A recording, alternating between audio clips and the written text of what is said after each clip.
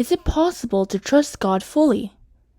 There are verses in the Bible that tell us we should trust God completely without exception. Let's look at some of them. Put not your trust in princes, nor in the Son of Man in whom there is no help. His breath goeth forth, he returneth to his earth, in that very day his thoughts perish. Happy is he that hath the God of Jacob for his help, whose hope is in the Lord his God. Psalm chapter 146 verses 3-5. Trust in the Lord with all thine heart, and lean not unto thy own understanding. In all thy ways acknowledge him, and he shall direct thy paths. Be not wise in thine own eyes. Fear the Lord, and depart from evil. Proverbs chapter 3 verses 5-7. The psalmist said that he looks to the Lord for his help in Psalm chapter 73 verse 25, and chapter 121 verses 1-2. So, is it still possible to trust God fully, like these people have said? Yes, we can. To start, we have to first convince ourselves that God can completely take care of ourselves and our needs. For the Lord God is a sun and shield. The Lord will give grace and glory.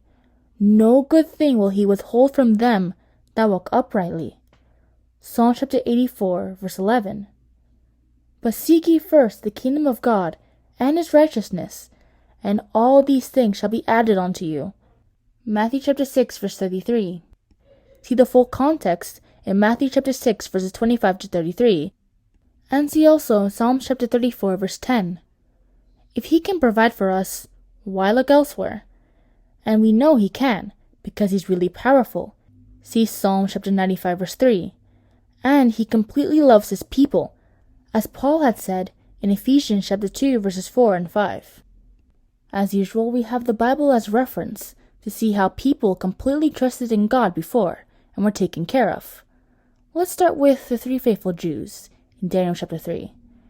To sum it up, King Nebuchadnezzar built a statue. He ordered everyone to worship the said statue or to be burned alive. The 3 Jews didn't worship the statue and said this to the king: If it be so, our God, whom we serve, is able to deliver us from the burning fiery furnace, and he will deliver us out of thy hand, O king. But if not, be it known unto thee, O king, that we will not serve thy gods, nor worship the golden image which thou hast set up. Look at their faith and complete dedication and trust in God. King Nebuchadnezzar threw them into the furnace. They did not die in said furnace, but were saved, completely unharmed. How about another example? Let's see. King Hezekiah. In 2 Kings chapter 18, King Sennacherib of Syria came and threatened that he will destroy Judah, and that King Hezekiah and his God have absolutely no chance of stopping him. King Sennacherib's army was much bigger than Hezekiah's, as we can see in 2 Kings chapter 18 verses 23-24. But Hezekiah still had faith in God, and in 2 Kings chapter 19, he prayed to God for assistance, instead of asking other kings for help or giving up. God delivered by killing 185,000 of King Sennacherib's soldiers, and the enemy went home. Of course, there are also examples of people who didn't trust in God and paid the price. Let's look at King Ahaziah, for example. When King Hezekiah was in trouble, he went to God. King Ahaziah, on the other hand, in 2 Kings chapter 1, fell through the lattice of his upper chamber and became sick, as the Bible put it. Instead of asking God what would happen to him, he sent servants to ask Beelzebub, the god of Ekron, if he would get well. God sent the prophet Elijah to tell the servants to go back to Ahaziah to tell him that he won't get well and he would die for that exact reason. God had said a few words in Jeremiah chapter 17 verses 5-6 about trusting in other people and things besides him. Cursed be the man that trusteth in man, and maketh flesh his arm, and whose heart departeth from the Lord. For he shall be like the heath in the desert, and shall not see when good cometh, but shall inhabit the parched places in the wilderness, in a salt land, and not inhabited.